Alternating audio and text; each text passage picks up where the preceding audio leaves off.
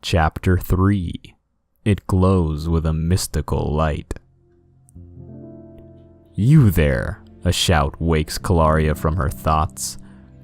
She is traveling to Lake Hylia when a horseman commanded for her attention. "You there, halt!"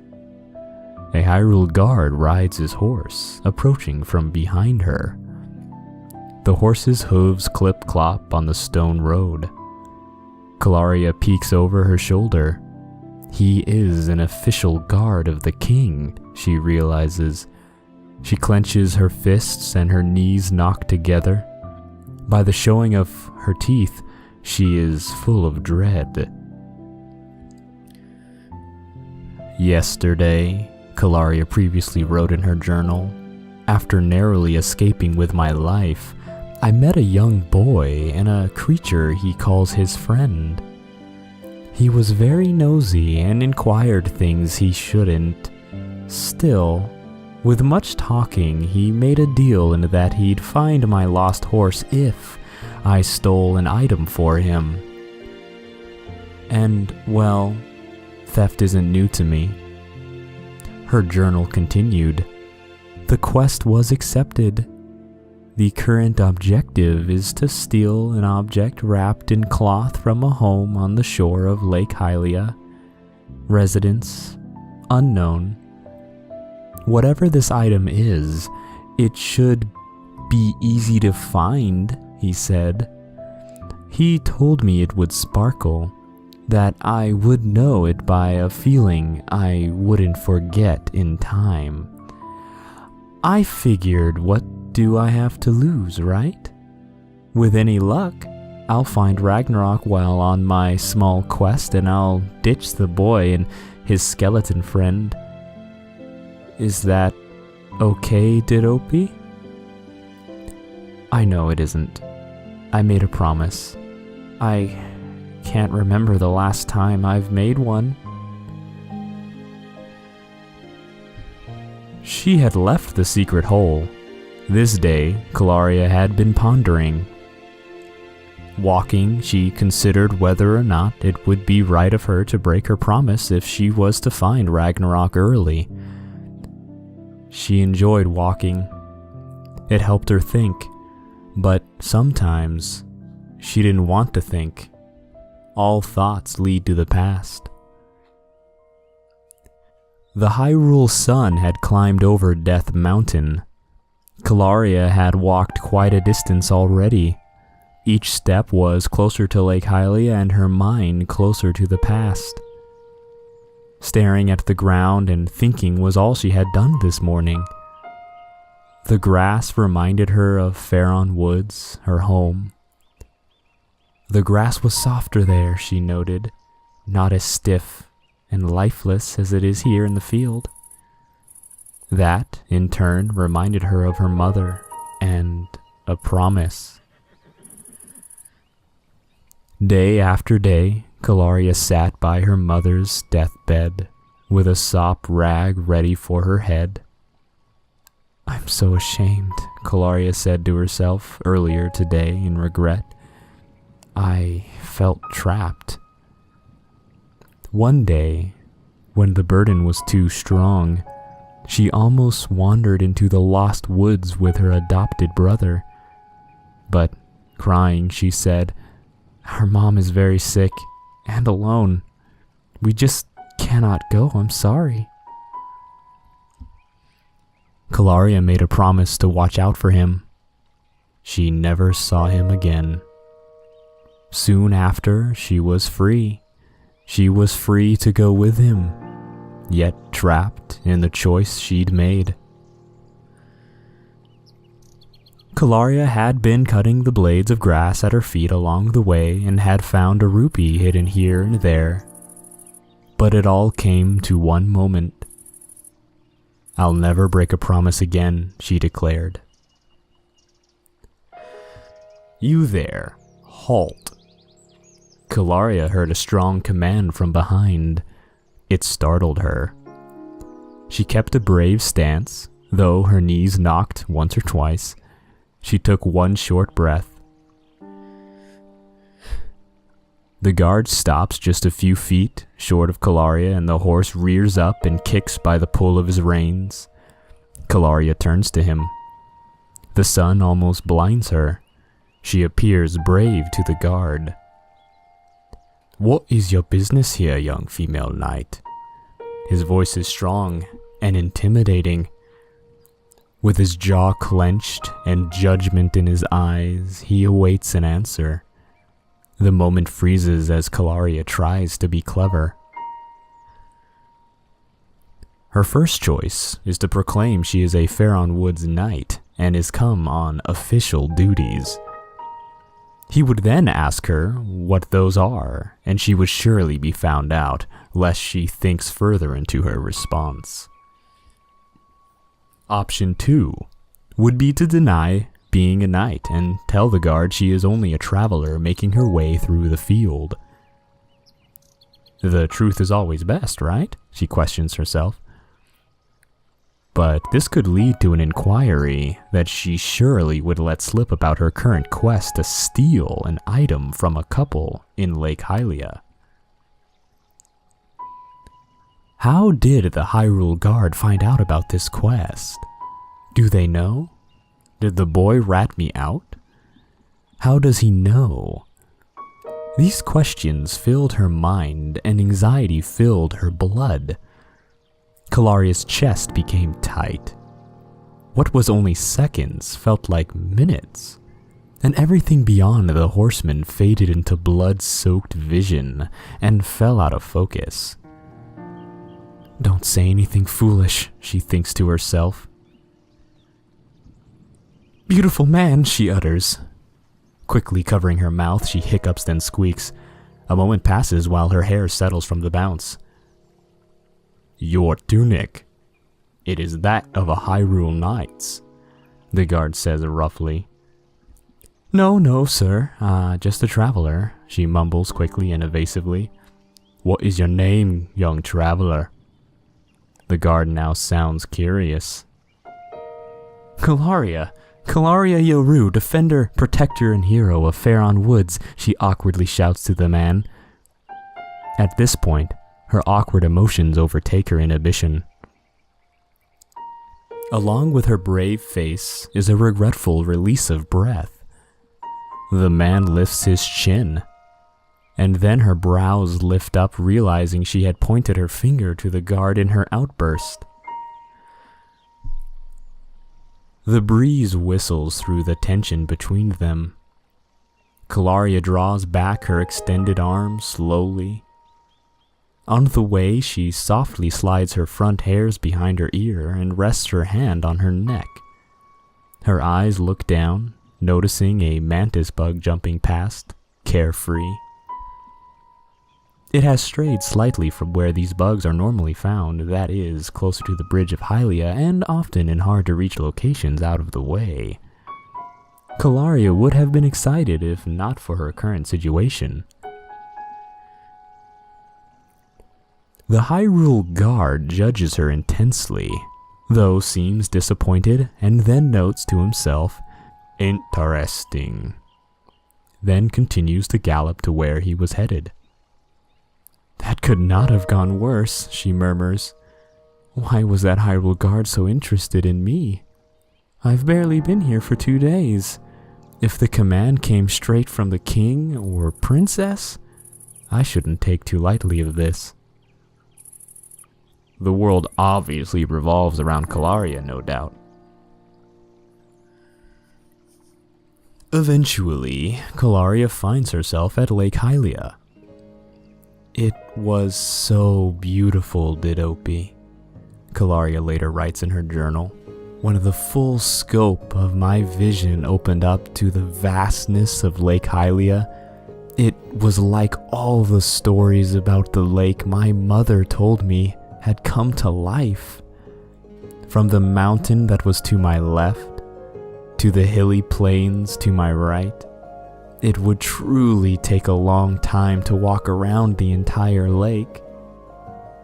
The grass, oh the grass, it majestically rolled in the breeze. The grass was high by the shore, as tall as me in some places. The trees looked aged and mature. The water was like glass. The lake was clear enough to see the bottom, but blue enough at an angle to mimic the sky. The best part of all, Dodopi, is that there were tulips growing near the shoreline. Everything my mother said about Lake Hylia came true, like written words in a fantasy to life. But one thing stood out of place. Up in the sky, there was a cloud. It didn't fit with the rest of them. It was gray. It seemed sad. The cloud was like a painter made an accidental stroke with the wrong color or something. It just wasn't right. Kalaria's gaze was set in the bright sky. The atmosphere was radiant and soft. Her eyes twinkle. Taking a breath of the wild, she drops her jaw. Lips like the color of the pink tulips. Gently, her hair dances in the breeze. It tickles her face. Her fair skin absorbs the sun's rays while a cool breeze pets her face. Her cheeks flush red. She is playing with her hands, rubbing her knuckles, scrunching the leather of her gloves, the tip of her boots inward. She stares at the gray cloud closely. Kalaria whispers, "Who are you?" She shakes out of a daze, blinking a few times. Kalaria questions, What am I saying? A sign is several yards ahead. That could be useful.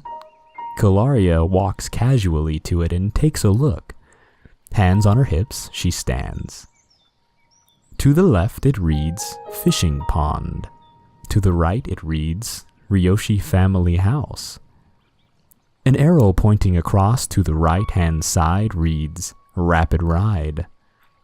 Oh look! Pointing to the mountainside to the left it reads, Falby's Flight by Fowl. The final point of interest, what looked to be a newly posted sign, as the wood was not aged, was directing to an island toward the back called Fire's Island. There are other things written on the post, but Kalaria had gotten what she needs. Ryoshi Family House. Aha! Kalaria looks to the right by the shore bend. That's the house, Tijo? Looks like one of those creepy marine biologists would live there. Ew. She cringes. Clapping the dust off her gloves, she makes her way over there. Sneakily, of course. Now, thievery isn't anything new to Kalaria, so this should be easy, right? The lake house is quiet. There is nobody in sight. Dust calmly floats through beams of light from the main window. Once familiar songs and cheerful music notes hopped and danced through the house, but now only echoes faintly in the memory of those who once smiled to the reoccurring sounds. A pot smashes from upstairs, breaking the silence. It was piercing loud. Rupees cling and clack across the floor while pottery pieces settle. Silence then continues. Kalaria, face down and rear end up, is soaking wet. Her cheek is firmly pressed against the floor. She has an unpleasant and defeated look on her face. The floor did well in printing itself on her cheek as she struggles to lift herself. Not all the water is clear. Kalaria is bleeding badly. Calaria was walking around the outside of the home, looking for a way to get in without being noticed. Searching around the back, she noticed vines she could climb. 1 foot up and hands firmly gripped to the plant, she heard something springy. Boing flop, boing flop. Something was telling Calaria that sound wasn't a good one. There was an unsettling breeze and a moment of silence. She lifted her bangs. She raised one brow and struck a concerned look, as if waiting to be reassured by the wall she was facing.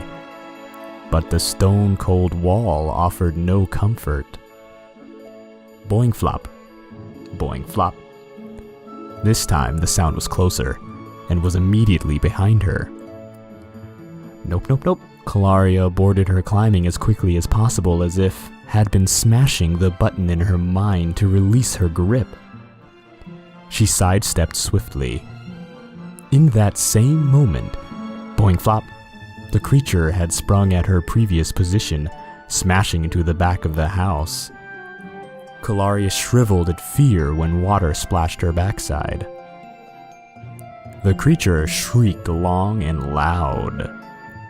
Careful not to slip, she stuttered with her arms lifted for balance, then jumped from the lifted shoreline to a small island, though it was more like a mound of dirt protruding from the water. This island is between the house and a rope bridge. Having drawn her sword, she spun around.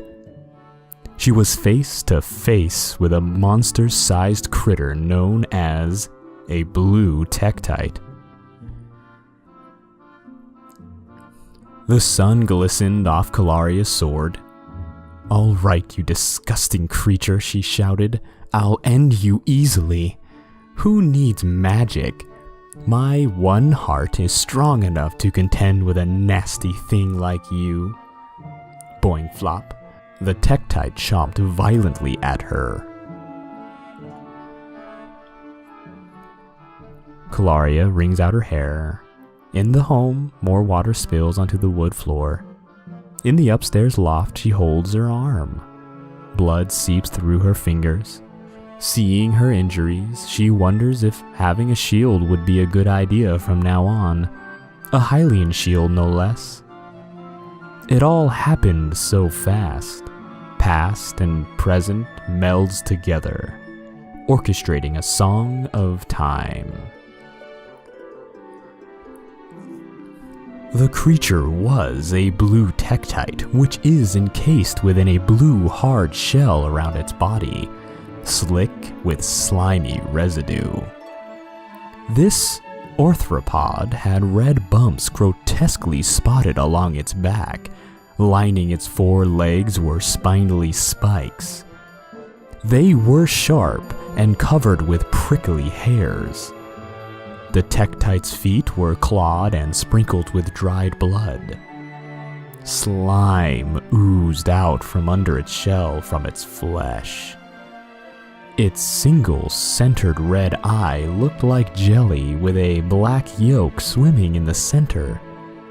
It wanted to devour her for a very bloody lunch. A splash! Into the water she went, and the monster with her.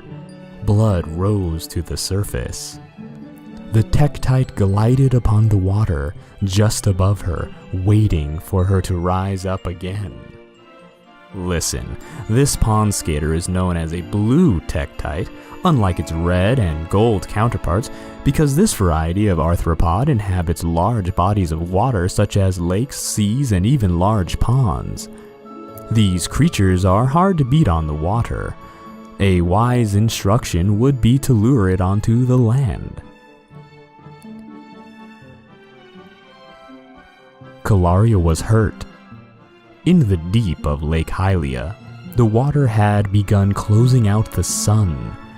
Frantic bubbles escaped upward, carrying her blood to the monster, if only as just a taste of the meal to come. In a panic, Kalaria's heart began pumping quickly to replace the blood as quick as it's lost. She cried, only to have the lake swallow her tears. Alarmed and disconcerted, her body began involuntarily to attempt double breathing while her willpower only shut her throat as to not inhale the entire lake as it seemed. She was frightened from what was happening and heard beeping. It must have been the emotional and physical stress. Time slipped further and further away. I could feel his gasp of awe, she remembered, and was saddened. He was slouched into the treasure chest. It did glow a mystical light on his face, it seemed. I was leaned into him from behind, my arms about his neck like a cub. I peeked in, my eyes filled with greed and want. A sparkle, I know, was in my eye. We were Hylians, like fire geese back to the flame. Leaning in, we both couldn't fit. I could feel his warmth transfer over me. I felt, though, he didn't notice. In my hands, I had never seen a silver rupee. Morality gone as the desperation for it takes hold. The seed had been sown and darkness grew. The tree of evil bore its fruit. Consequence stepped into the room. Conscious struck our hearts still. The victim awoke from his sleep. You little brats, put down my gem. We were roaches under a foot. We scurried away. The inevitable closes in on our adolescent choices. A grunt and a huff, the grisly man grabs the young Link admirer. Light as a cat, I was hard to grab, but just as ignorant. Before I knew it, the man lost his balance, my hands having pushed the final push to our fate. The water-filled vase on the shelf shattered. Shards of my innocence fell with it. Blood of my adversary painted a downward stream. My adversary, my approaching punishment, slaughtered by my accident. Water and fear fell on me. I drowned in it. She had found the will to grab her submerged sword from the sludgy, murky lake bank. Back to the surface, the conflict had started again. Kalaria struggled to find leverage in the deep water. Hacking, slashing, and sinking, she got a few good cuts in. But the armor of the Tektite proved difficult. The Tektite gripped her sides tightly with its claws. "Hug!" she shouted in pain. The creature hissed loudly and began snapping violently. With her right hand, she held one fang, and with the other, both her sword and the second fang. Hack! Hick! Her grunts and shouts became agonizing and desperate. The fangs inches from her face, she lowered the sword beneath the surface and shouted, "Yak!" The shell of the Tektite cracked from the inside outward. Kalaria then drove the sword straight through the eye of the creature. The water calmed. The blue Tektite was dead. Her sword and she was covered in blood. She had shortness of breath and struggled to stay above the water. She then slowly swam backward out of the bloody water. The sword was rattling in her hand. While crying gently and taking double breaths, Kalaria tried hard to ease the leftover panic of the battle that forced her breathing out of rhythm. This young girl has a brave heart and brave words, but by the look that was on her face, it would seem as though she had never killed before, or maybe would rather die than kill. The decision has traumatic consequences for the young Pharaon girl. Wet, cold, and hurt, Kalaria found strength to hoist herself up the vines and into the house through an upstairs window. She knows that taking this magical instrument back to Tijo is her best shot at finding her horse. Her horse. She loved him. Due to her injuries, she was unable to support herself through the window and suffered a nasty fall. On her way down, she took a shelf with a beautifully crafted clay vase with a wonderfully illustrated Hylian design on the exterior with her to the floor. It broke. Devastating. Kalaria lifted herself up and wrung out her hair, and more water spills onto the wood floor. I wish Azora had made my tunic right now. In the loft, she holds her arm tightly and winces. The bleeding has stopped. Kalaria wrapped her arm with silk wraps she had in her pouch, though still her body aches to the core. May Mifa's grace be upon her. Kalaria limps towards the railing at the edge of the loft, rests her elbows on it, and looks left to right, observing the house. Beneath her feet, the floorboards creaked. It feels empty inside, and the air is still. Dust floats peacefully along the drafting air. The main living area is spacious, not much clutter. The center table fits 4. Only 2 chairs seem to have been recently used. Kalaria begins to ponder where she should look first for the instrument Tijo asked her to steal for him. He wasn't much help in knowing where in the house to find it. Softly, a sound is carried on the dry, dead air. A song quietly begins to play.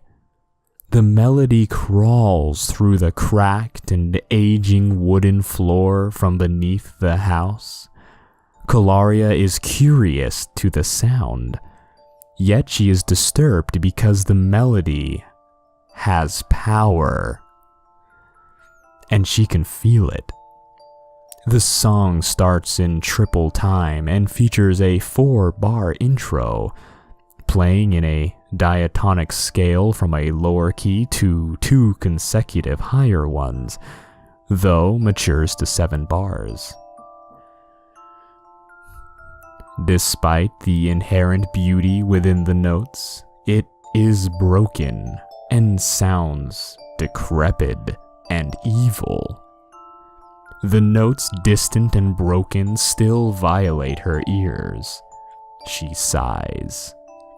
She knows this song from the stories her mother told her when she was little.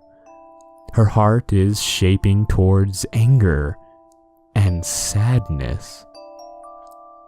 Song of Storms, she whispers with a tear down her cheek. The air in the room moistens and cries with her. The melody is abruptly silenced by immediate coughing and sickly wheezing from the basement below. An angry, dissatisfied moan and crying ends the secret concert. Kalaria is awakened from her trance and can breathe again. It was like waking from a dream with tears of sorrow, only to have forgotten why.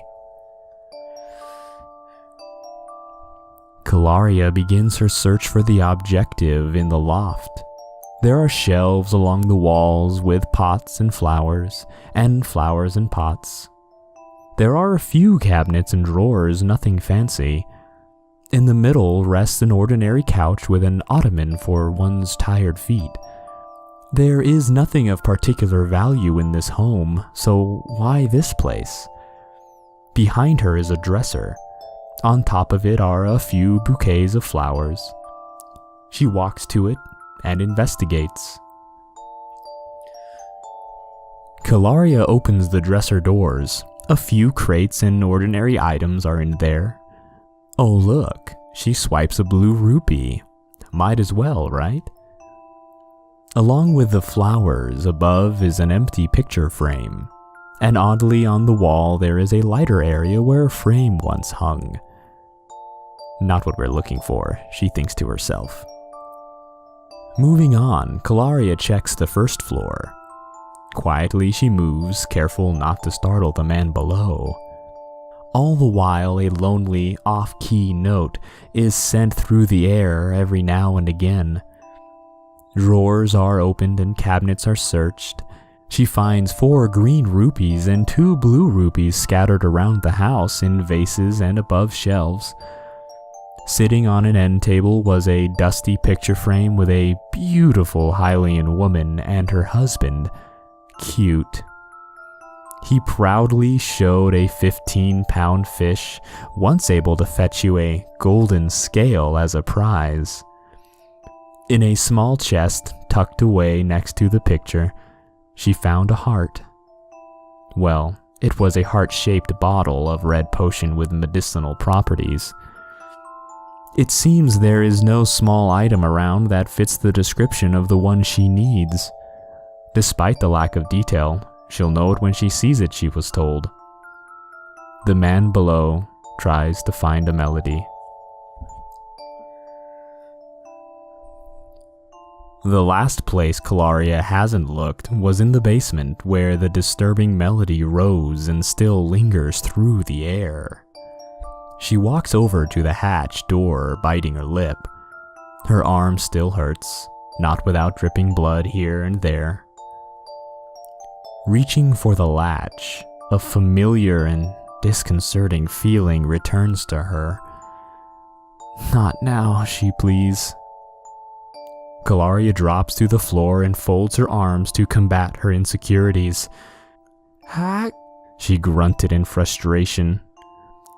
"I can't breathe, Todopi," she thinks. "I feel lightheaded, and my hands won't stop shaking. I don't know what's down there, and I don't know why I'm here." Kalaria squeezes her damp journal to her chest. "My stomach shakes and my back tingles when I get like this. I can't see past my own 2 hands, and the room is cold." She proceeds to scratch in her journal. "I am like the hero of time. I am like Link. I am strong. I am the hero of Faron Woods, right?" It is possible she overestimates herself. Although writing in her journal calms her down, she still needs to muster up more courage to open the basement door and confront whatever is making her cripplingly anxious. Once her hand touches the latch, another door begins to jiggle. The front door is about to open. Someone is about to enter. In the nearby closet, Kalaria is hidden from danger, for now. She can see through a slit in the cabinet. A woman stumbled through the front door, clearly having too much homemade Lon milk to drink. Up from the depths of the house, a man came to greet her. "Why have you come back to torment me?" the old man snarls as if she was a ghost. Though the woman looks to be the same one from the picture Kalaria noticed earlier, the man looks to have aged 40 years, but still strongly resembles the one from the picture. "I hate you," her voice trembled.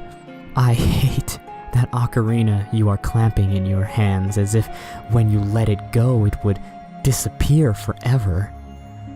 He stands there, crippled, hunching over because he has no strength to stand straight. His old claws are clutched around the instrument as he shakes and shivers from the aches and pains overwhelming his body. "That's too damn bad," he exclaims. "Is this why you are here, to end my life on this goddess-forsaken land? The old man hobbles to a nearby couch to rest his dying bones. "I've had enough," the woman cries. "I feel so alone when I'm with you. First, that thing finds you. Then, when you realize its power, you began to change." Her sadness grows. "I stood by you when I felt that thing was cursed, and when I thought you died in the war, and only to realize it was just a hallucination or a vision of some kind, you're why I lost our boy." "I did die," the dying man pleaded with her. "Many times them Gerudo soldiers cut me down, but the ocarina saved me. We pushed them sand people back to the desert's edge. It saved my troops, saved Hyrule." "Saved Hyrule?" the woman yelled in tears. "The war against the Gerudos isn't over. The thieves still pillage our lands and rape the men in hopes of rebirthing the king of thieves. And with our little boy out there?" She bursts into uncontrollable sobbing. The woman covers her mouth and nose to slow her draining emotions. "If you hadn't been done sleeping around, not verbally abusing our son, and helped our son mourn the death of his brother, he'd be safe here." "How dare you?" Defending herself, she countered. "I did it because you stopped loving me. You stopped loving us. You became old and just as ugly and evil on the outside as in the inside." "Get out, whore. Let me die with my precious ocarina in my hands. You'd like that. I know you would, Anju." "Barton!" she shouts in disbelief at his audacity. "May the goddess end you quickly." Anju storms out of the house, but not before uttering the word monster. The door slams behind her. After a moment of silence, the old man, Barton, raises the ocarina to his lips and begins to cry while playing a new melody. The notes hint at emotions relating to night and death. He struggles to play the melody like the last, but this time you can tell he won't give up. Although you'd expect this song to end in a minor I half cadence, which is to say its resolution, because of its darker tone, this melody builds up to a major I cadence instead. Despite the saddening tones, this melody finishes with a triumphant or brighter sound. True, the first attempt wasn't quite right, and Kalaria knew it, but she recognized the melody nonetheless. It's an odd one because the melody has no true harmonic progression at first. He winces on his second attempt at repeating the song. Granting that she could hear him weep through the air that created the sound, it still made a coherent melody this time. This melody, Kalaria knew, was the Nocturne of Shadows. The very same Sheik taught to the hero of time in Kakariko village many years ago. Sadness and tiredness overcame Kalaria while she hid out of sight, and dark magic filled the room. Falling to her knees, she began to feel sick. Fortunately, the music slowly began to stop as the final triumphant notes completed the melody. When Kalaria rose to her feet and opened the cabinet to see what had happened, the man lay still on the couch. Death has taken the old man, the ocarina, free from his lifeless hands, having settled on the floor. That's it. This ocarina is the instrument Tijo was asking for. She knew it. She could feel it. Slowly, one foot after the other, she rests her weight, hesitantly, on each one while the floorboards creak and crack every time. Though the room now lay silent, The disturbing melodies echo in her mind as she moves closer to the ocarina, it waiting patiently to be claimed. She leans down to one knee to take it.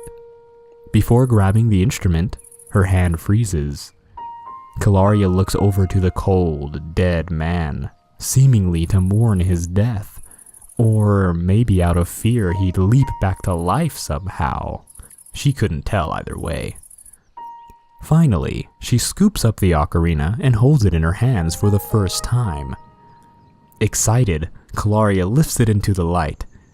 "Ta-da, ta-da," she utters under her breath, as the expression goes, happy to have completed her task. Looking at the ocarina above her, it glows with a mystical light. Hey, listen to this. This particular vessel flute is a transverse ocarina. It also is called a sweet potato ocarina due to its shape. Kalaria inspects it further. Though obviously playable, this ocarina looks old, decaying, and has suffered irreparable water damage.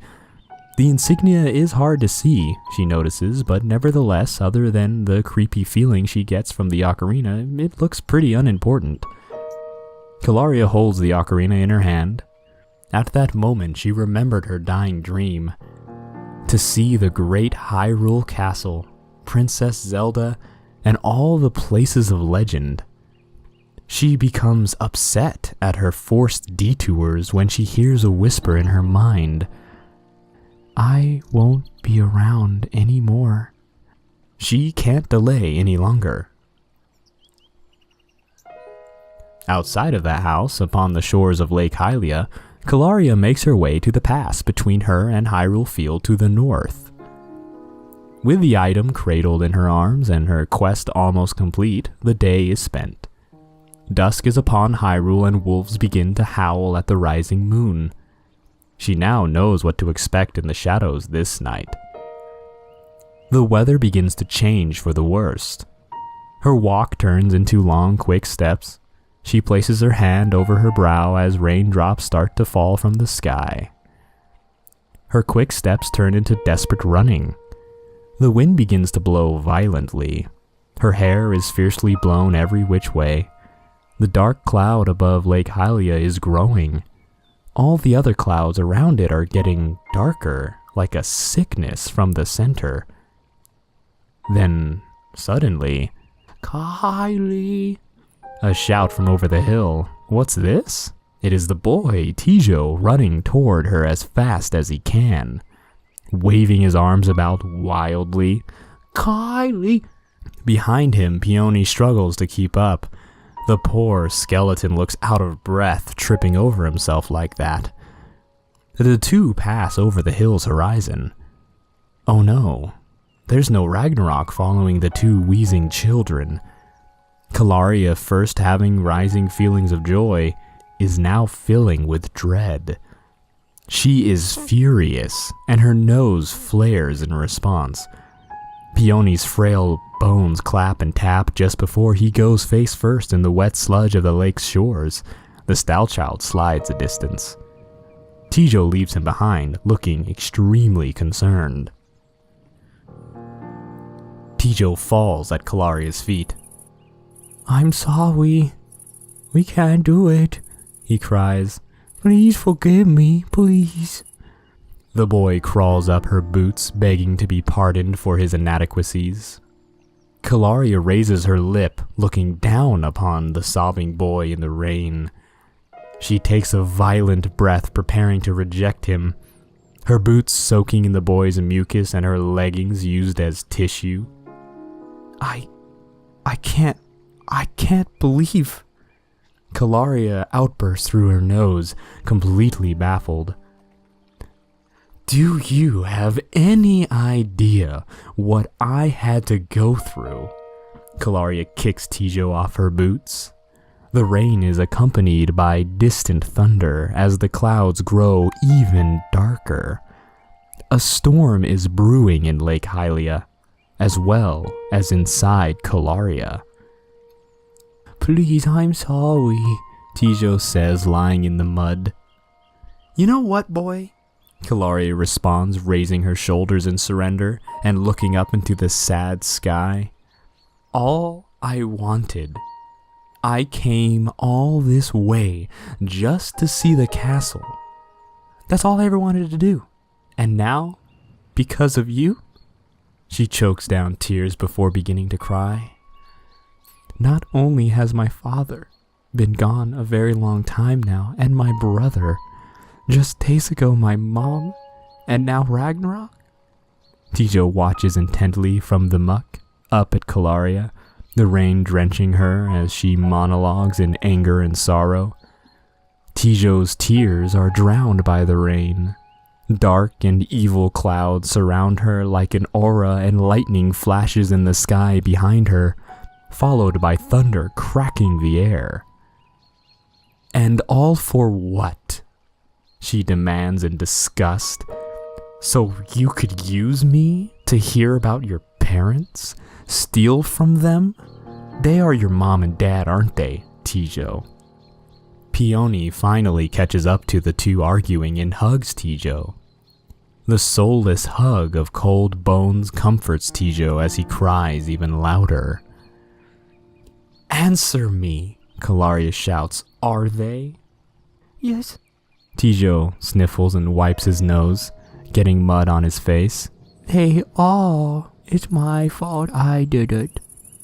Kalaria stands there, expecting an excuse for her miserable day.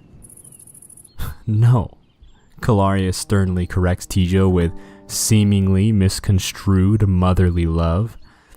You did not do this to them. She incorrectly thinks back to her own experiences and exclaims, You love them, you take care of them.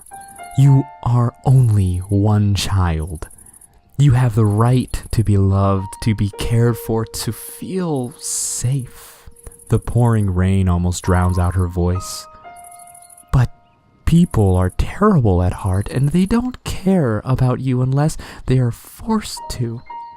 So you get sad, you get angry. She struggles, finding the words to describe her emotions. Just outright upset. Mud splashes up when she stomped her boot into the puddle angrily. That's why they die, she whispers, collapsing into the mud with Tijo and Peony. You can only care so much, she weeps, that you die too inside. Tijo refuses her attempt to calm him down. Me and my brother Kato found the ocarina under the lake, he continues, choking on his mispronounced words. Then the demon monster came down looking for it. He dropped it. Because of me, he burned people and scared everyone in the town. It was my fault. Kato was one of them. He's now with the goddess. Tijo's throat collapses from the pain. Kalaria, now filled with conflicting feelings of outright anger and blame, but also with inherent compassion for the boy's story. She exhales her frustration. Her flowing tears now for the both of them, despite her grudge towards him. I buried it, Tijo explains. I buried it, but my dad found it. Kalaria, in the mud too, looks upward to Tijo and rests her hand on the boy's shoulder, fighting the anger that rests deep in her. He's just a boy, she thinks. When he came back from fighting the sand people, he wouldn't play with me anymore. He'd just play the ocarina. Then he got old and scary. Kalaria's thoughts start to turn and twist through what-ifs and possibilities, and said he had no more time left to give. It's my fault. I have to fix my family, he concludes. I don't want my mom to be mean to me anymore, or yell at me anymore, or hit me anymore. With the ocarina, I can go back and change everything. I can be better. Tijo puts his head down in shame. I'm sorry. Still dealing with the heartbreaking anger of her missing horse, Calaria stands to her feet and turns to the darkest storm cloud and shouts at the top of her lungs, I wish I could just play the Song of Time and undo all of this. Immediately, and without warning, lightning splits the sky and thunder shakes the earth so violently she falls back onto her rear end.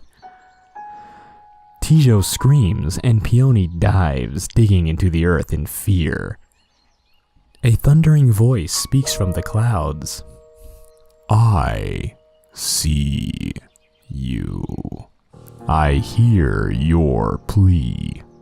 Calaria's face is stricken with terror, her eyes stretched wide at the sky. You run from death, but you are brave. I can dry your tears.